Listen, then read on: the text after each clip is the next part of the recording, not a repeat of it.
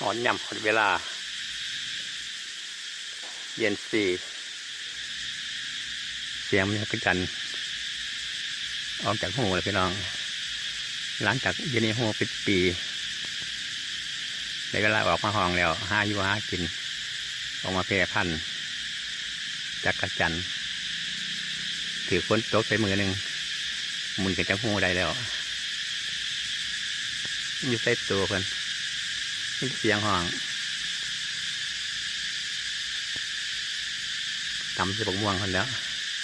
ก้อยขัวทอดเมนู